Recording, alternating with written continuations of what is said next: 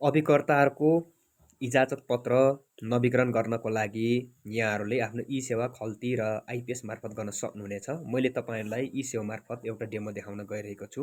यसको लागि सुरुमा तपाईँ ई-सेवामा आवश्यक रकम लोड गर्नुहोला। त्यसपछि अलिकति स्क्रोल गरेर अलिक तलतिर न्यू सर्भिस भन्ने सेक्सनमा जानु होला है। यहाँनिर भ्यू मोर भन्ने छ, यहाँनिर क्लिक गर्नु होला। अब यहाँनिर नेपाल बिमा प्राधिकरण भन्ने छ, यहाँनिर क्लिक गरिदिनु होला। अब यो फुल्यो। अब यसपछि तपाईले यहाँनिर सेलेक्टमा एजेन्ट पेमेन्ट भन्नेमा क्लिक गरिदिनु होला। अब यहाँनिर तपाईको लाइसेन्स नम्बर हुन्छ, त्यो लाइसेन्स नम्बर यहाँनिर राख्नु होला। जस्तो मैले एउटा लाइसेन्स नम्बर यहाँ राखेको छु 105123 छ। अब यहाँनिर तपाईको लाइसेन्स जारी भएको मिति हो यो। लाइसेन्स इस्यु डेट यहाँ राख्नु होला। यहाँनिर महिना फेब्रुअरी 14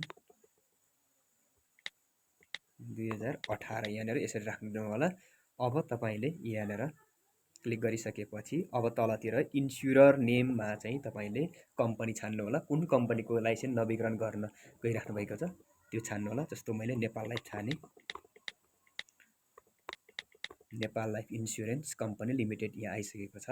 अब यहाँनिर क्लिक गरेपछि यहाँनिर प्रोसिडमा जानु होला है। तपाईँ प्रोसिड गर्नु होला।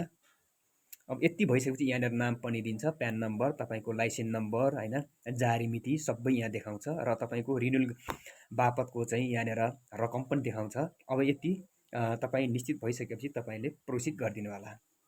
अब प्रोसिड गरिसकेपछि यहाँनिर कन्फर्म गर्नु ल, कन्फर्म गर्नु होला। अब तपाईले यहाँ पे बाई ई-सेवा, अब यहाँ आफ्नो पासवर्ड, ट्रान्जेक्सन पिन नम्बर हाल्नु होला अनि कन्फर्म गरिदिनु होला।